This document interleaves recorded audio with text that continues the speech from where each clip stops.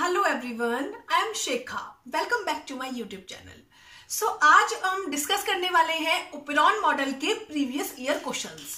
Operon model क्या होता है, उसके क्या क्या कैरेक्टरिस्टिक है, लैक ओपेरॉन, ट्रिप ओपेरॉन, उनके म्यूटेशन, ये सब हम ऑलरेडी डिस्कस कर चुके हैं अपनी प्रीवियस वीडियो में।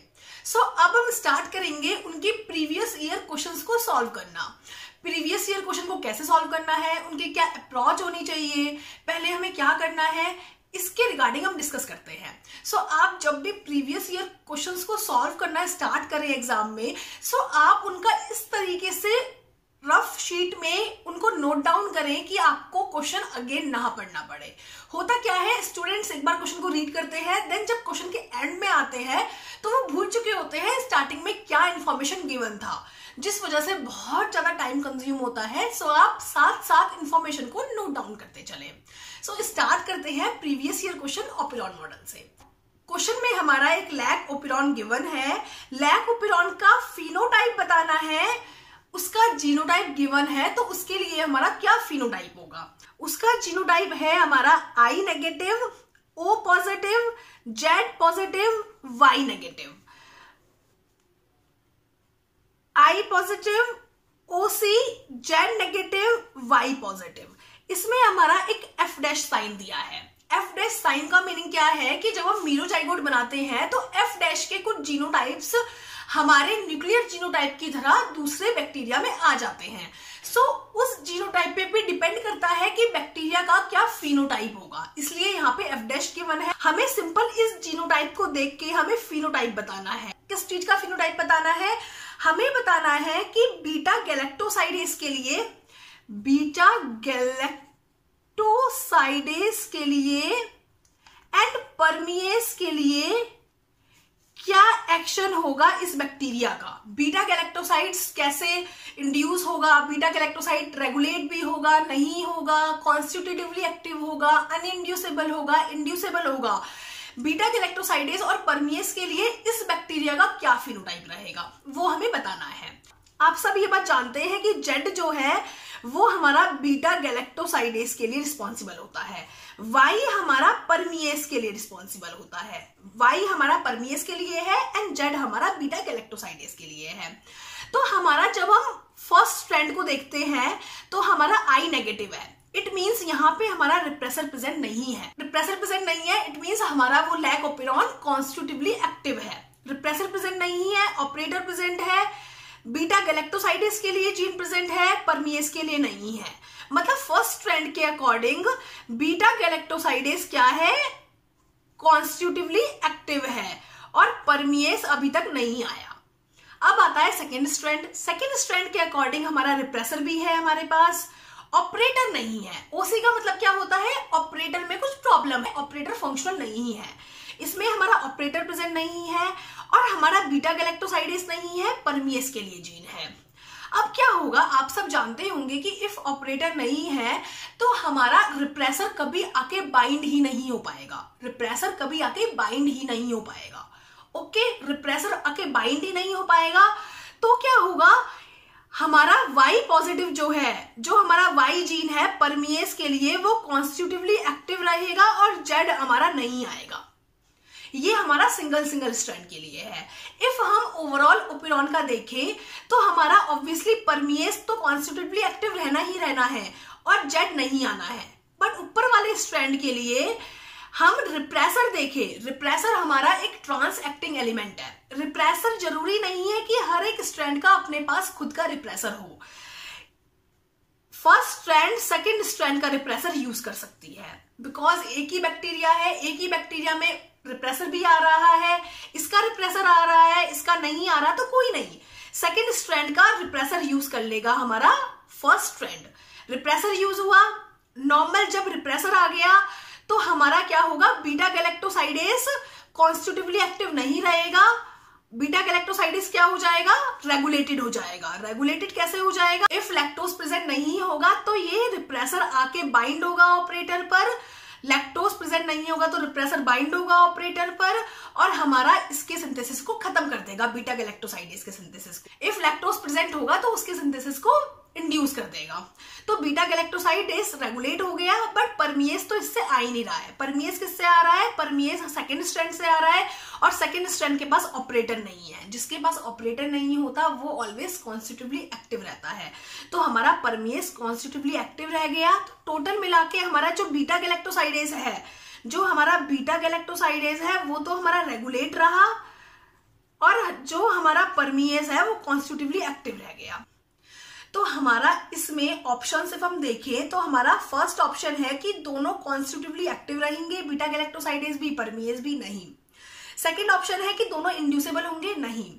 थर्ड ऑप्शन है कि बीटा गैलेक्टोसाइडेज हमारा इंड्यूसेबल होगा और परमिएस कॉन्स्टिट्यूटिवली एक्टिव होगा। यस, यहाँ पे हमारा जो इंड्यूसेबल है, नॉर्मल जो है इंड्यूसेबल ऑपेरॉन की तरह काम कर रहा है, वो बीटा गैलेक्टोसाइडेज कर रहा है, और परमिएस हमारा कॉन्स्टिट्यूटिवली एक्टिव है। तो हमारा आंसर आ गया सी।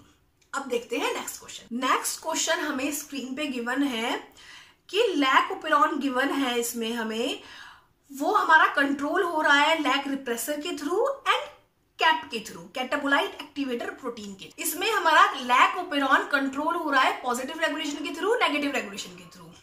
हमने जब इस एक्सपेरिमेंट को इन विवो किया तो हमें कुछ ऑब्जर्वेशन मिली। ऑब्जर्वेशन क्या मिली कि साइक्लिक ईएमपी लेवल उस वक्त बहुत हाई था, और रिप्रेसर जो था वो एलोलैक्टोज से बाइंड था। थर्ड ऑब्जर्वेशन थी कि कैप जो था वो इंटरेक्ट कर रहा था आरएनए पॉलीमरेज से।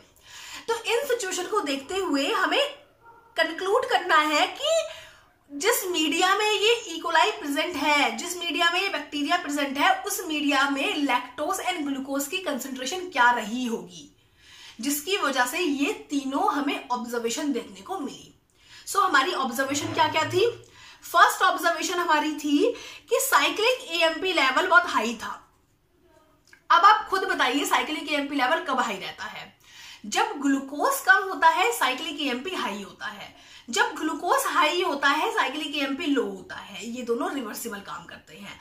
साइक्लिक एएमपी हाई था, इट मींस ऑब्वियसली ग्लूकोज का लेवल लो रहा होगा एनवायरमेंट में जब भी साइक्लिक एएमपी हाई हुआ। सेकेंड कंडीशन हमें देखने को मिली कि रिप्रेसर जो था वो बाइंड था हमारा एलोलैक्टोज से। रिप्रेसर होमो टेट्रामर यूनिट है, वो बाइंड थी हमारी एलोलैक्टोज से, रिप्रेसर बाइंड था। अब रिप्रेसर कब बाइंड होता है एलोलैक्टोज से? जब हमारा लैक्टोज प्रेजेंट होता है। बिकॉज लैक्टोज प्रेजेंट होता है जब भी तो लैक्टोज कन्वर्ट होता है, आइसोमर बनाता है एलोलैक्टोज, और एलोलैक्टोज बाइंड हो जाता है रिप्रेसर प्रोटीन से। तो इट मींस लैक्टोज की कंसेंट्रेशन हाई रही होगी। थर्ड सिचुएशन हमें देखने को मिली कि कैप जो है, कैटाबोलाइट एक्टिवेटर प्रोटीन, ये हमारा इंटरेक्ट कर रहा था आरएनए पॉलीमरेज से।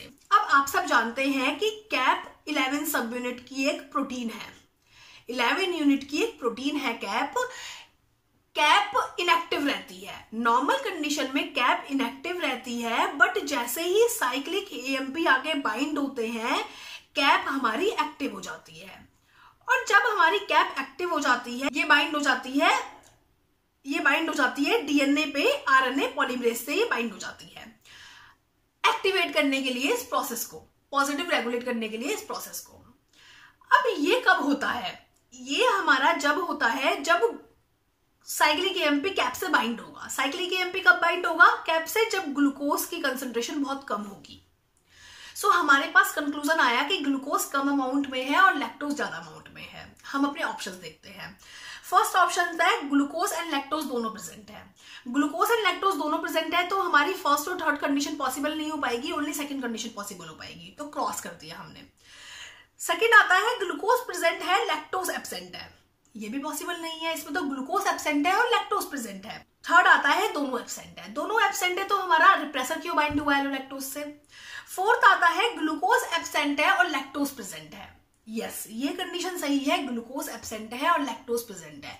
ये वही कंडीशन है जिस कंडीशन पे हमारा ये तीनों ऑब्जर्वेशन हमें होंगी, जब ग्लूकोज कम होगा और लैक्टोज की अमाउंट ज्यादा होगी। सो इसका आंसर आता है डी। नेक्स्ट क्वेश्चन हमारा आता है, हमें ई कोलाई गिवन है। ई कोलाई में हमें ई कोलाई को 3 मीडियम में रखा गया।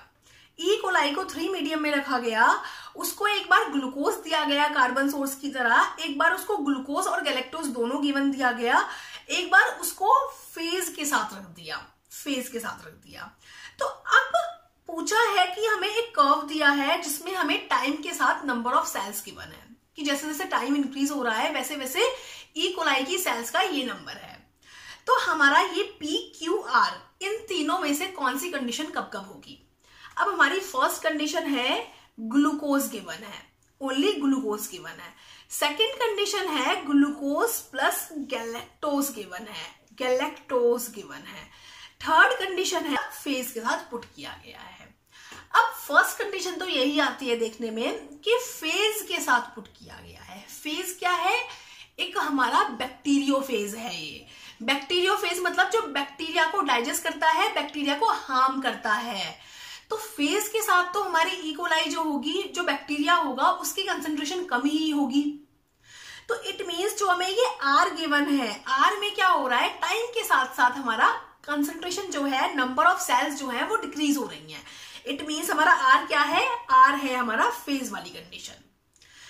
और हमारा एक गिवन है हमें क्यू, एक गिवन है हमारा पी। अब क्या होता है, ये जब हमने ओपेरॉन पढ़ा था, हमने पढ़ा था कि जब भी ग्लूकोज को मोर देन 1 कार्बन सोर्स दिया जाता है तो वो पहले उसको प्रेफर करती है जो उसको पसंद होता है, जो उसके लिए इजी होता है। सो लैक्टोज और ग्लूकोज में से ई कोलाई प्रेफर करती है ग्लूकोज को, देन वो प्रेफर करती है लैक्टोज को। अब ई कोलाई हमारी गैलेक्टोज को कितना प्रेफर करती है? ई कोलाई सबसे पहले प्रेफर करती है ग्लूकोज को, देन मोनोसेक्राइड है गैलेक्टोज भी, इसलिए फिर प्रेफर करती है गैलेक्टोज को, देन लैक्टोज को प्रेफर करती है। सो उनका जो फेवरेट है वो क्या है? ग्लूकोज। सो पहले वो ग्लूकोज को यूज करेंगी और ग्रो होंगी, बट एक टाइम ऐसा आएगा ग्लूकोज खत्म हो जाएगा और सिर्फ गैलेक्टोज बचेगा।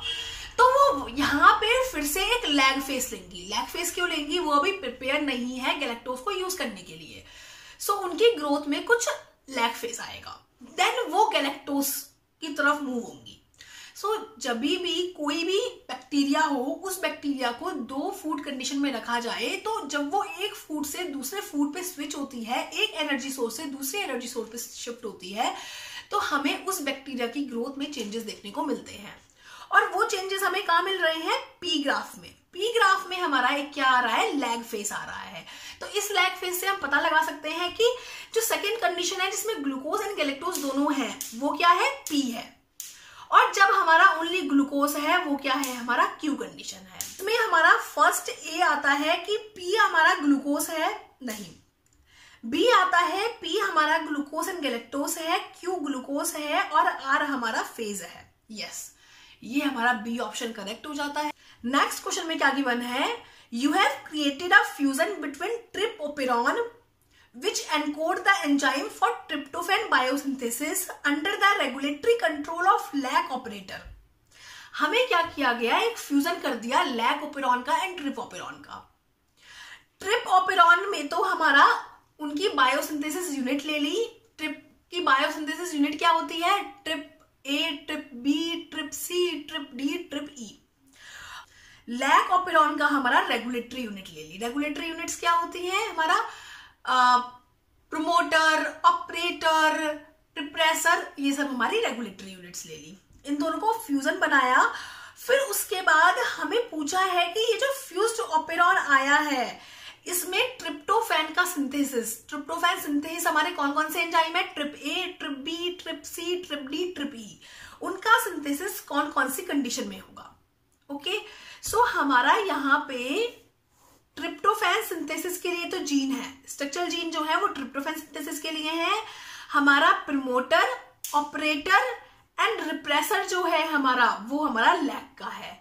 ये हमारा लैक का है और ये हमारा ट्रिप का है। तो हम कैसे सॉल्व करेंगे इसे? अब क्या होगा, आप सब जानते हैं कि जो भी हमारा स्ट्रक्चरल जीन है वो मैटर नहीं करता। मैटर क्या करता है कि रेगुलेटरी जीन कौन से हैं, because regulatory gene he decide करेंगे कि स्ट्रक्चरल जीन का सिंथेसिस होना है, स्ट्रक्चरल जीन का ट्रांसक्रिप्शन ट्रांसलेशन होना है या नहीं होना। सो हमारा इस ऑपेरॉन का, जब भी हमारा ऑपेरॉन पे lac repressor, lac operator, lac promoter present होते हैं तो ये ऑपेरॉन कब ऑन होता है? ये ऑपेरॉन एक तो लैक्टोज के आने पर ऑन होता है, बिकॉज रिप्रेसर हमारा लैक्टोज पे बाइंड हो जाता है, जिसकी वजह से रिप्रेसर अब ऑपरेटर पे बाइंड नहीं हो पाता। एक हमारा ये ग्लूकोज की कंसंट्रेशन कम होती है जब ऑन होता है। इन दोनों कंडीशन में ये ऑन हो जाता है जब हमारा लैक्टोज का अमाउंट ज्यादा होता है या ग्लूकोज का अमाउंट कम होता है।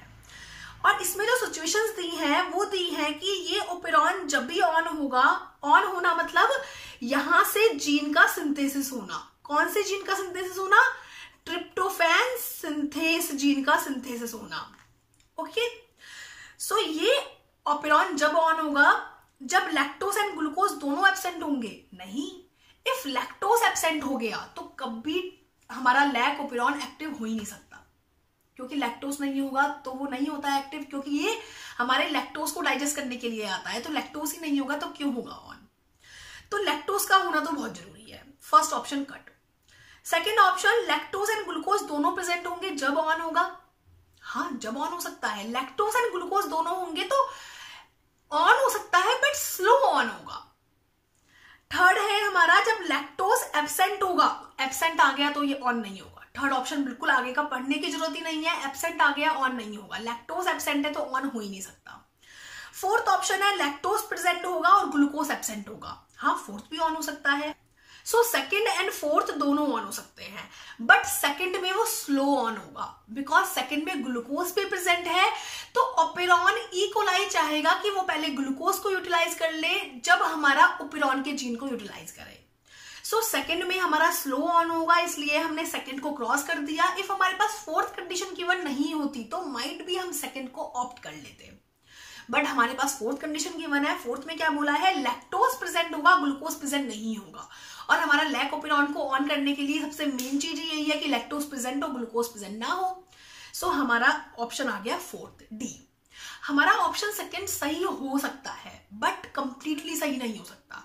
लैक्टोज एब्सेंट है, ऑन हो जाएगा, बट ग्लूकोज ये है, इसी वजह से उसका जो ट्रांसक्रिप्शन रेट है बहुत स्लो होगा, इसलिए हमारा सेकंड सही नहीं है। यहाँ पे हमारा सही है फोर्थ, डी। चलते हैं नेक्स्ट क्वेश्चन की तरफ। नेक्स्ट क्वेश्चन हमारा गिवन है, हमारा लैक प्रमोटर है और लैक ऑपरेटर है, बट जो हमारे जीनोटाइप हैं, जो हमारे जीन्स हैं, वो हमारे लैक एल पॉजिटिव है और क्रिप पॉजिटिव है, और इंड्यूसर आईपीटीजी प्रेजेंट नहीं है, बट स्टिल लो एक्सप्रेशन हो रहा है। तो इसको मिनिमाइज करने के लिए क्या किया जाए? सो क्वेश्चन में क्या दिया है समझते हैं। क्वेश्चन में ये दिया है कि हमारा ये नॉर्मल जीन है, जीन में हमारा रिप्रेसर भी है, प्रमोटर भी है, ऑपरेटर भी है, बट जो यहां पे हमारे जीन है ना, वो हमारे हैं lac L positive and CRP positive. ये दोनों हमारे जीन्स हैं जो हमारे इस ऑपेरॉन से आने हैं। हमने इसमें आईपीटीजी नहीं दिया, आईपीटीजी नहीं दिया। आईपीटीजी क्या है? ग्रेटिट्यूस इंड्यूसर है, जो कि हमारे इस ऑपेरॉन को ऑन कर सकता है। आईपीटीजी ना देने के बावजूद भी इन दोनों का एक्सप्रेशन आ रहा है कुछ। इन दोनों का एक्सप्रेशन आना नहीं चाहिए, बिकॉज परमिएज नहीं है अभी यहाँ पे और आईपीटीजी भी नहीं दिया है, तो इनका एक्सप्रेशन नहीं आना चाहिए था, बट इनका कुछ एक्सप्रेशन आ रहा है, जिसको हमने बोला लीकी एक्सप्रेशन। लीकी एक्सप्रेशन क्या होता है? जब सारे सिस्टम ऑफ होते हैं, स्टिल एक्सप्रेशन कुछ कुछ हो रहा होता है, तो उसको लीकी एक्सप्रेशन बोलते हैं। एक्सप्रेशन लीक हो गया, लाइक लीकी एक्सप्रेशन आ रहा है। तो इस लीकी एक्सप्रेशन को कम करने के लिए क्या किया जाए, क्या कंडीशन रखी जाए जिससे कि ये लीकी एक्सप्रेशन कम हो जाए? अब आप खुद सोचिए, हमें एक तरीके से ये ऑपेरॉन ऑफ है, इसको और ऑफ करना है। ऑफ है बट कुछ लीक हो गया, लाइक ऐसे कि हमने कोई भी टैप है उसको ऑफ किया, बट वो ऑफ नहीं हो रहा है, उसमें कुछ फिर भी लीक हो रहा है, तो हम उस टैप को बहुत अच्छे से ऑफ कर देंगे। ओके, तो ऐसे ही ये ऑपेरॉन ऑफ है, क्योंकि आईपीटीजी भी नहीं है, परमिएज भी नहीं है, लैक्टोज भी नहीं है, ये ऑपेरॉन ऑफ है, स्टिल कुछ एक्सप्रेशन दिखा रहा है। तो इसको, उस एक्सप्रेशन को ऑफ करने के लिए क्या किया जाए? सो देखते हैं चारों ऑप्शंस को। फर्स्ट ऑप्शन है लैक्टोज को ऐड किया जाए मीडियम में। नहीं, लैक्टोज क्या करता है? लैक्टोज तो इंड्यूसर है लैक ऑपेरॉन के लिए, लैक्टोज ऐड किया तो लीकी क्या फुल एक्सप्रेशन हो जाएगा? गलत। सेकंड, रिमूव कर दिया जाए ग्लूकोज को मीडियम से। अब हमने ग्लूकोज को रिमूव कर दिया मीडियम से, सो ई कोलाई के पास ग्लूकोज ही एक सोर्स था, यदि वो भी नहीं रहेगा तो ऑपेरॉन को एक्टिव कर देगी अपने एनर्जी के लिए। सो ग्लूकोज को हटाना भी कोई सॉल्यूशन नहीं है। थर्ड है हमारा एक्सेस ग्लूकोज को डाल दिया जाए मीडियम में। यस, इफ हमने ग्लूकोज को डाल दिया एक्सेस, तो ऑब्वियसली अब सेल्स के पास फूड का एक सोर्स हो जाएगा, तो वो बिल्कुल भी चाह के भी इस लैक ऑपेरॉन को ऑन नहीं करेगी। ग्लूकोज ज्यादा होता है वो कभी ऑन नहीं करती, लैक्टोज ज्यादा होता है वो ऑन कर लेती है। थर्ड ऑप्शन सही है, बट हम फिर भी फोर्थ ऑप्शन देखते हैं। एडिशन कर दिया जाए एलोलैक्टोज का मीडियम में। एलोलैक्टोज क्या है? लैक्टोज का ही एक फॉर्म है। इफ हमने लैक्टोज के ही आइसोमर को ऐड कर दिया तो वो एलोलैक्टोज रिप्रेसर पे बाइंड हो जाएगा और रिप्रेसर ऑपरेटर पे बाइंड नहीं होगा, जिसकी वजह से हमारा ये एक्सप्रेशन हो जाएगा। सो हमारे तीनों ऑप्शन गलत है। हमारा थर्ड ऑप्शन सही है कि हम इफ ग्लूकोज की अमाउंट को ज्यादा कर दें मीडियम में तो ऑब्वियसली हमारा एक्सप्रेशन लीकी एक्सप्रेशन बंद हो जाएगा। नेक्स्ट क्वेश्चन पे आते हैं। नेक्स्ट क्वेश्चन में हमें 2 स्ट्रेन दिए हैं बैक्टीरिया का, P1 strain, P2 strain. P1 strain का जो जीनोटाइप है वो है हमारा OC I positive Z negative. P2 strain का जो जीनोटाइप है वो है O plus I negative Z positive. Okay, अब हमें दिया है कि इन दोनों का एक मीरो डिप्लॉइड बना। ओके, मीरो डिप्लॉइड बना, तो मीरो डिप्लॉइड क्या हो जाएगा इन दोनों का? OC I positive Z negative, O plus I negative Z positive. Miro diploid क्या होता है? हमारे एक बैक्टीरिया के जीन दूसरे बैक्टीरिया में चले गए, एक बैक्टीरिया के म्यूटेंट स्ट्रेन के जीन दूसरे बैक्टीरिया में चले गए। अब हमें पूछा है कि अब इन तीनों का जीनोटाइप क्या होगा, हमें इनका एक्सप्रेशन बताना है। बीटा गैलेक्टोसाइडेज एक्टिविटी का इनका क्या एक्सप्रेशन रहेगा? सो OC है, ऑपरेटर नहीं है, ऑपरेटर नहीं है, रिप्रेसर कहाँ के बाइंड होगा? रिप्रेसर बाइंड नहीं होगा। इट मींस रिप्रेसर बाइंड नहीं हुआ, मतलब हमारा ये कॉन्स्टिट्यूटिवली एक्टिव रहना चाहिए था, बट जेट ही नहीं है, जीन ही नहीं है, तो क्या होगा? सिंथेसिस ही नहीं होगा। ओसिन है, ऑपरेटर नहीं है, कंटिन्यूसली एक्टिव रहना चाहिए था, पर एक्टिव रहने के लिए भी तो स्ट्रक्चरल जीन चाहिए, स्ट्रक्चरल जीन है ही नहीं। P2 स्ट्रेन आता है, ऑपरेटर है, रिप्रेसर नहीं है, स्ट्रक्चरल जीन है। रिप्रेसर नहीं है तो क्या आके बाइंड होगा? रिप्रेसर नहीं है तो ऑपरेटर पर क्या आके बाइंड होगा? कुछ भी नहीं, हमारा ये कॉन्स्टिट्यूटिवली एक्टिव रहेगा। P1 P2 स्ट्रेन आता है जो मीरोजाइगोट है, P1 P2 स्ट्रेन आता है, इसमें हमारा ऑपरेटर नहीं है, जीन भी नहीं है, इससे तो कुछ आएगा नहीं, बट इसमें हमारा रिप्रेसर नहीं है। बट रिप्रेसर फर्स्ट वाले स्ट्रैंड का तो यूज हो सकता है यहाँ, बिकॉज रिप्रेसर एक ट्रांसएक्टिंग एलिमेंट है। इसको हमेशा ध्यान रखिए, रिप्रेसर एक ट्रांसएक्टिंग एलिमेंट है। रिप्रेसर किसी और स्ट्रैंड का भी यूज हो सकता है इफ एक ही ऑर्गेनिज्म में प्रेजेंट है। तो यहाँ पे रिप्रेसर इसका यूज हो गया। अब यहाँ पे एक तरीके से ऑपरेटर भी हो गया, रिप्रेसर भी हो गया, और हमारा क्या हो गया? स्ट्रक्चरल जीन भी हो गया। तो हमारे पास तीनों है। ये नॉर्मल रेगुलेट होगा जैसे रेगुलेट होता है, एक इंड्यूसेबल होगा। लैक्टोज के आने पर इंड्यूस होगा, लैक्टोज के नहीं आने पर इंड्यूस नहीं होगा। सो जो हमारे यहाँ पे ऑप्शंस आते हैं उनमें है P1 में नो एक्सप्रेशन, P2 में कॉन्स्टिट्यूटिवली एक्सप्रेशन, D में इंड्यूसेबल एक्सप्रेशन। फर्स्ट आंसर ही ठीक है और सारे हम क्रॉस कर देते हैं। तो हमारा ये था प्रीवियस ईयर का क्वेश्चन। सो ये थे हमारे कुछ प्रीवियस ईयर क्वेश्चंस, और प्रीवियस ईयर क्वेश्चंस हम नेक्स्ट वीडियो में कवर करेंगे। इफ़ आपका कोई भी प्रीवियस ईयर क्वेश्चन ऑपेरॉन से रिलेटेड प्रॉब्लम है तो आप मुझे वो क्वेश्चन मेल कर सकते हैं। मेरी मेल आईडी डिस्क्रिप्शन बॉक्स में गिवन है। So best of luck, thank you.